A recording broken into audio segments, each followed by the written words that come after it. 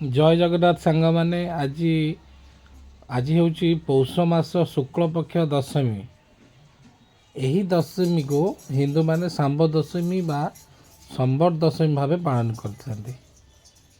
ପୁରାଣ ଅନୁସାରେ ଭଗବାନ ଶ୍ରୀକୃଷ୍ଣଙ୍କ ପୁତ୍ର ଶାମ୍ବ ଏହି ଦିନ ସକଳ ଶକ୍ତିର ଆଧାର ସୂର୍ଯ୍ୟଦେବଙ୍କୁ ପୂଜା କରି କୁଷ୍ଠ ରୋଗରୁ ମୁକ୍ତ ହୋଇଥିଲେ। ତେଣୁ ହିନ୍ଦୁ ନାରୀମାନେ ନିଜ ନିଜର ସନ୍ତାନ ସନ୍ତତିଙ୍କ ମଙ୍ଗଳ କାମନା କରି ସୂର୍ଯ୍ୟଦେବଙ୍କୁ ପୂଜା କରନ୍ତି।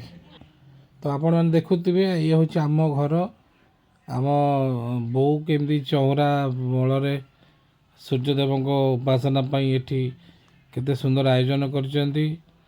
ଯାହା ସବୁ ଆମର ବଢ଼ା ହୁଏ, ସମସ୍ତଙ୍କ ଯେଉଁ ବଢ଼ା ଖାଦ୍ୟ ଏଠି ପ୍ରସ୍ତୁତ କରାଯାଇଛି। ଏବେ ସୂର୍ଯ୍ୟଦେବଙ୍କୁ ଅର୍ପଣ କରାଯିବ। ତ ନିଶ୍ଚିତ ଭାବେ ଗୋଟେ ସୁନ୍ଦର ଅନୁଭୂତି ଇଏ ଗୋଟେ। ତ ଶାମ୍ବ ଦଶମୀ ପାଇଁ ଅନେକ ମତ ମଧ୍ୟ ଦିଅନ୍ତି। ସୂର୍ଯ୍ୟୋଦୟରୁ ସୂର୍ଯ୍ୟାସ୍ତ ପର୍ଯ୍ୟନ୍ତ ବିଭିନ୍ନ ପ୍ରକାରର ବିଧିବିଧାନ ଓ ଭିନ୍ନ ଭିନ୍ନ ବ୍ୟଞ୍ଜନରେ ସୂର୍ଯ୍ୟଙ୍କୁ ପୂଜା ଅର୍ଚ୍ଚନା କରାଯାଏ। କିନ୍ତୁ ଆମର ଏଠି ତ ସେମିତି ହୁଏନି। ଆମେ ସବୁ ଏକା ସାଙ୍ଗରେ କ'ଣ କରନ୍ତି ନା, ସବୁ ରନ୍ଧାରନ୍ଧି କରି ବାଢ଼ନ୍ତି। ତ ଆମର ଏଠି ବିଭିନ୍ନ ପ୍ରକାର ବ୍ୟଞ୍ଜନ ମଧ୍ୟ ପ୍ରସ୍ତୁତ କରାଯାଇଛି। ଯେପରିକି ମୋର ଏଠି ବଢ଼ା ଯାଉଛି ବିରି ଖେଚୁଡ଼ି, ମୋ ପୁଅର ବଢ଼ା ଯାଇଛି ଏଠି କ୍ଷୀରି, ତା ସହିତ ମୋ ଝିଅର ମିଠା, ବଡ଼ ଭଉଣୀର ଶ୍ରୀଫଳ ବା ନଡ଼ିଆ, ମୋ ଭାଇଙ୍କର ଫୁଲ ଚନ୍ଦନ ପଞ୍ଚାମୃତ, ଆଉ ଗୋଟେ ଭଉଣୀ ରହୁଛି ବିସ୍କିଟ୍, ଆଉ ଆମ ଗୁଗିର ମିଠା ବି ବଢ଼ା ଯାଇଛି, ଆଉ ଆମ ଚୁଙ୍ଗୁଡ଼ିର ବଢ଼ା ଯାଇଛି ଏଠି ଆମର ଗୋଲାପଜାମୁନ। ମୋ ବୋଉ ଦେଖନ୍ତୁ, ମୋ ବୋଉ ପୂଜା ଆରମ୍ଭ କରିସାରିଲେଣି। ମୋ ବୋଉ ପୁରା ପୂଜାରେ ବ୍ୟସ୍ତ ପୁରା। ସୂର୍ଯ୍ୟଦେବଙ୍କ ଉପାସନା ଏଠି ଚାଲିଛି। ଆପଣମାନେ ଦେଖନ୍ତୁ। ଏଠି ଆଉ ଗୋଟେ କିମ୍ବଦନ୍ତୀ ଅନୁସାରେ ଏକଦା ଶ୍ରୀକୃଷ୍ଣ ଅନ୍ତପୁରର ଦ୍ୱାର ଜଗିବା ପାଇଁ ପୁତ୍ର ଶାମ୍ବଙ୍କୁ ଦାୟିତ୍ୱ ଦେଇଥିଲେ। ହଠାତ୍ ପହଞ୍ଚିଲେ ମହାକ୍ରୋଧୀ ଦୁର୍ବାସା ମୁନି।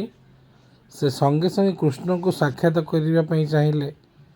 ଶାମ୍ବ ଏଥିରେ ବ୍ୟତିକ୍ରମ କରି ଅନ୍ତପୁରରେ ପ୍ରବେଶ କରି ଶ୍ରୀକୃଷ୍ଣଙ୍କୁ ଡାକିବାରୁ କୃଷ୍ଣ ହଠାତ୍ ରାଗିଯାଇ ଶାମ୍ବ କୁଷ୍ଠ ରୋଗାକ୍ରାନ୍ତ ହେଉ ବୋଲି ଅଭିଶାପ ଦେଇଥିଲେ।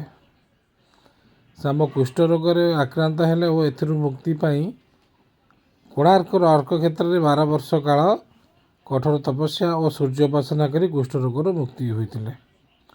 ଏହି ବିଶ୍ୱାସ ଆଧାରରେ ଓଡ଼ିଶାର ଜନଜୀବନରେ ସୂର୍ଯ୍ୟ ଉପାସନାର ମହତ୍ତ୍ୱ ରହିଛି। ପ୍ରତିଟି ପରିବାରର ମା ମାନେ ଘରର ପ୍ରତ୍ୟେକ ସଦସ୍ୟଙ୍କ ମଙ୍ଗଳ ସ୍ୱାସ୍ଥ୍ୟର କାମନା କରି ରୋଗ ଅନୁଯାୟୀ ନିର୍ଦ୍ଦିଷ୍ଟ ଭୋଗ ବାଢ଼ିଥାନ୍ତି।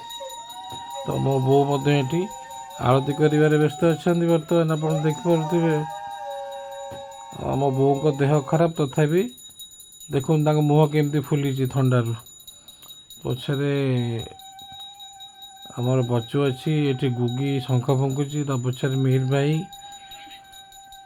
ଏଠି ଅଛନ୍ତି। ମୋ ବୋଉ ପୁରା ପୂଜାରେ ବ୍ୟସ୍ତ। କର୍ପୂର ଆଳତି ପରେ ଏଠି ଦୀପ ଆଳତି କରାଯାଉଛି। ତାପରେ ଏହି ଧୂପ ବୋଲାଗଲା ସୂର୍ଯ୍ୟଙ୍କ ପାଇଁ। ଦେଖନ୍ତୁ ସୂର୍ଯ୍ୟଦେବ ଏବେ ଟିକେ ଲୁଚିକି ଅଛନ୍ତି। ଯେହେତୁ ସକାଳୁ ପାଗଟା ଟିକେ ବହୁତ କୁହୁଡ଼ି ଅଛି ଆକାଶରେ, ତ ସୂର୍ଯ୍ୟଦେବଙ୍କୁ ପ୍ରକୃତରେ ଆମେ ଦେଖିପାରୁନାହାନ୍ତି ଠିକ୍ସେ। ଘନ କୁହୁଡ଼ି ସୂର୍ଯ୍ୟଙ୍କୁ ଲୁଚେଇକି ରଖିଛି। ଆଉ ମୋ ବୋଉ ଏଠି ପୂଜାରେ ବ୍ୟସ୍ତ।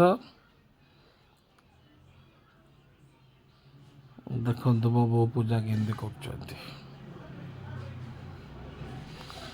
ଓକେ, ଆମର ପୂଜା ସରି ଆସିଲାଣି। ମୋ ବୋଉ ମୁଣ୍ଡିଆ ମାରିବେ। ଏଇ ଦେଖନ୍ତୁ ଭୋଗ ବଢ଼ା ହେଇଛି ସୂର୍ଯ୍ୟଙ୍କ ପାଖରେ।